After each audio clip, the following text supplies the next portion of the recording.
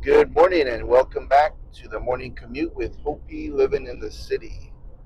I have me a brand new windshield. I hope you can see without the bothersome chips and cracks and little dings that were on the old windshield.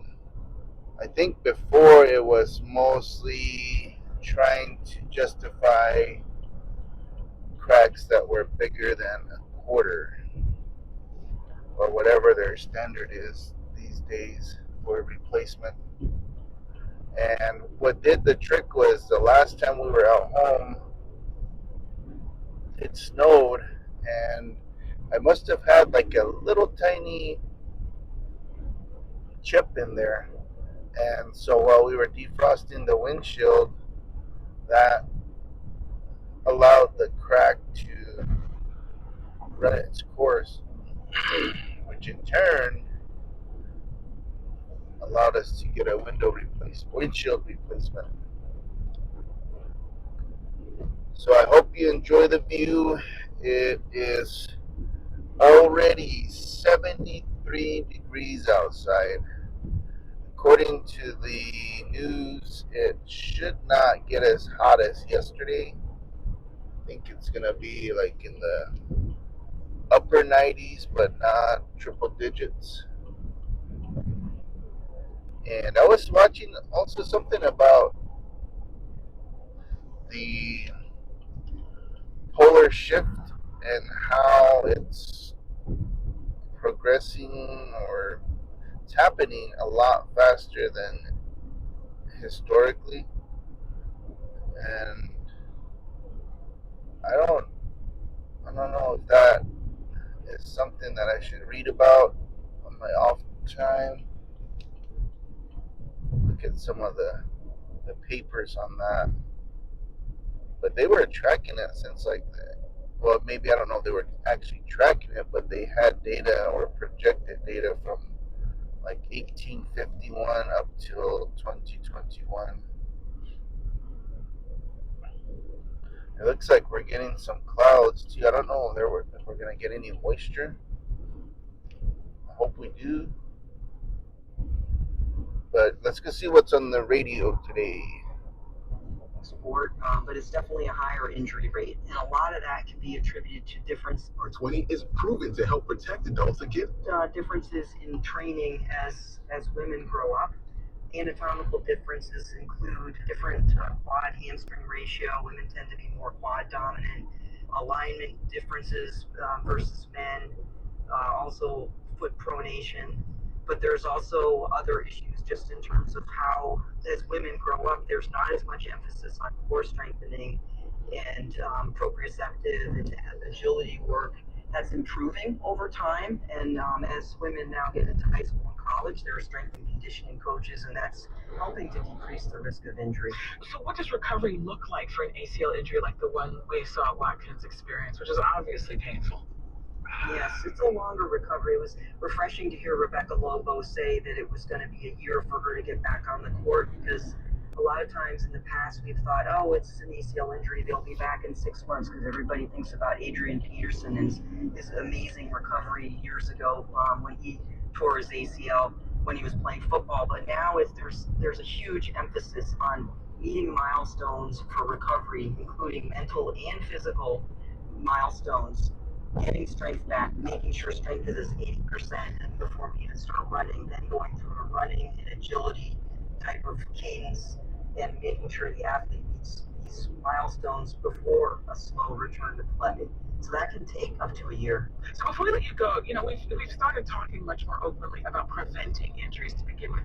Concussions, different equipment, things of that sort. Is there something that can be done to help prevent injuries like this from happening in the first place? Absolutely. There's several programs out there. One of the most notable, since I was a soccer player, is the FIFA 11 Plus program that emphasizes running, strength, plyometrics, and balance programs, and also stretching to help reduce the risk of injury. But there's also the importance of adequate rest. I think a lot of these injuries happen late in the season which increases the risk of injury. That is Dr. Christine Allen. She's the chief of Yale Sports Medicine and ACL surgery specialist. Dr. Allen, thanks so much for talking to us. You're welcome.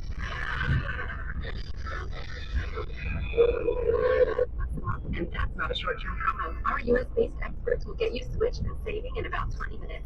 Call 1-888-FREEDOM or visit consumercellular.com and start saving today. Plans include $5 credit for auto pay and even pay. It's chaos. Join us at 5 for the War Room. Has Congress been made obsolete by the president's executive orders? That's one of the things we'll talk about. The War Room. It starts at 5. 5:42 now on Arizona's Morning News. I'm Jim Sharp, along with LaDonna Harvey, and from the KTAR Business Center, the Mexicano is opening a Second Valley location in Chandler Fashion Square, joining the original eatery at Cactus Road and Tatum Boulevard, where I have dined many times. The restaurant will be offering free swag to guests on April 2nd at its grand opening. Location joins the long list of Valley restaurants from Chef Joey Maggiore. All right, taking a look at the Dow.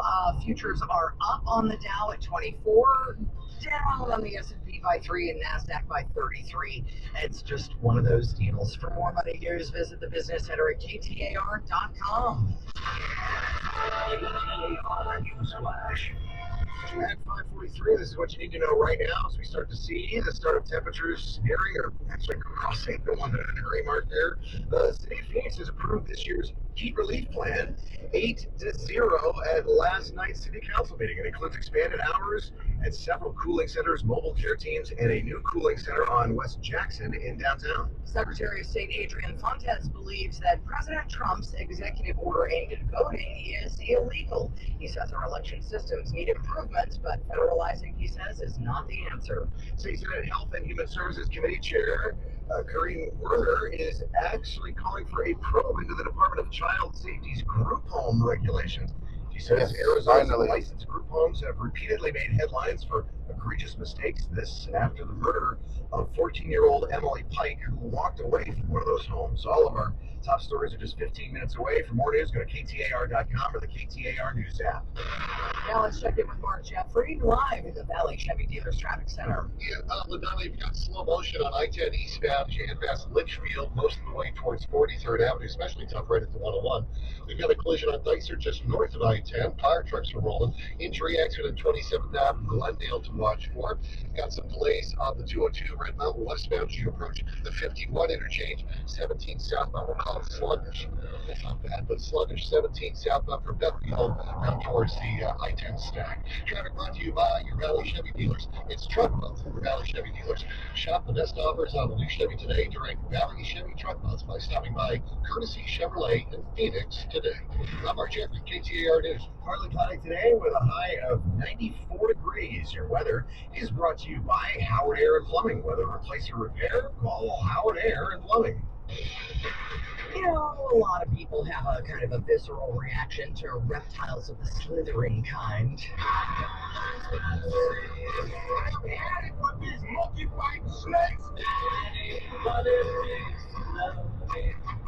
I'm sorry. What kind of snakes were those? Monkey fighting snakes, because they had to change it from, how he said it in the cinematic version of Snakes on a Plane. We can't pay the fine? No, we're not paying the fine for that on this Monday through Friday show. Right. But whether or not you feel the same way about snakes as Jim Stafford and Samuel L. Jackson, our warmer weather means snake season is here. And KTAR's Colton Krolak learned a thing or two from wildlife experts, joining us to talk about how to stay safe.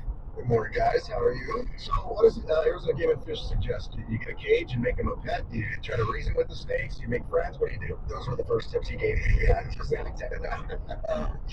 The expert I talked to, he said, if you respect them, they're going to respect you most of the time. If you stay on the trail, you give them plenty of space. If you do happen to stumble across one, but if most of the bites that do happen are when people try to move them, try to encroach upon their territory, try to kill them, or or just want to handle them to prove they're macho or whatnot. He actually joked saying that most people that do get hurt are suffering from testosterone poisoning, not poisoning. So I was wondering if it was also alcohol poisoning because that tends to make people incredibly brave. I was like, maybe we need instead of just a dumb motorist law, maybe a dumb snake handlers law too, or something like that. So, well, when you said that, if you respect them, they'll respect you, I was like, man, let's invite some snakes onto my property. So there's somebody in my home who respects me, unlike my children. And that's the most important thing to remember is if you just stay away from them, they only get a chance to bite you, right? Yeah, I mean, and they get to warn you. I mean, they have that rattle in there for a reason. It's almost respectful. It's like, just don't come near me. I'm not gonna mess with you. So, I mean, and it's interesting to me because, when you say you've got people who are out hiking and they're having a great time or whatever, it's like, you're on their property, dude. So, you're in their world. It's like going swimming in the ocean and not in, oh, I saw a shark. Really? Yeah, that's where they live. I don't know if you guys have seen one, but I definitely have. We always rode horses growing up and stuff like that, and hiking here. I mean, we've seen a few. So yeah, I've got a couple. So our old home that we moved away from about 6 years ago was right up on mountain preserve, and so we had got all types of wildlife. And you know what? The snakes are important. I mean, you shouldn't just try to kill them when you see them because they keep the rat population down, the mice population down, and they take out a cottontail or two, but they're entitled. Yeah, right? Well, that's where he said these are magnificent creatures. They're really cool that we have them here in our ecosystem. So if you do see that, it's perfectly fine to watch from a distance and really marvel at them, but just don't get too close. Just give them a wide space. Leave them alone. And do you call 911? Yes, absolutely call 911. Don't do what you see in the movies, which don't tourniquet it, don't put ice on it, don't try to cut it, Suck out the venom. This is my big cowboy thing. They said keep the wound below the heart. Try to avoid any activity that might pump the venom through, and call 911. Yeah, so don't run around like a crazy person. Yes, try to stay as calm as you can. You know what's so funny is all those things is what exactly my grandfather said he did when his brother got bitten by a snake on their farm in southwest Nebraska. It's like, yeah, now it's like, I can't call him up now and go, Grandpa, you shouldn't have done that, right? But, this, and they really are just cool animals. I think part of the problem, and by the way, I was asking, should you call 911 when you see one to have it removed? Is that a good idea, or you call Game and Fish, or what do you do? We didn't really talk about that. This was more, I was mainly speaking to them about like on a hiking trail or things like that. I would imagine you call some sort of animal handler to remove it from your home or something like that. But I don't think you need to call 911 if you're on a trail to have it removed just if you get bitten. Maybe try the non-emergency number for the fire department. But I know the fire department, they have all sorts of measures to get them off your property and save their lives and all that. Let's throw this out there. There are two companies. I just did a quick Google because I have to Google. Arizona Snake Removal, Rattlesnake Solutions LLC. Let's say there's one on your property. Call somebody who can come and take it out and put it elsewhere. Rattlesnake. Call me. No, don't call me. Rattlesnake Solutions for all your rattlesnake solution needs. There you go. Or Arizona Snake Removal when you need a snake removed. Yeah, right. See, taglines are us. Yeah. There's KTAR's Colton Krolak joining us. He'll have more on staying safe around the snakes coming up. All right, folks, you have a great day. Thank you for tuning in. We got a brand new instrument installed yesterday.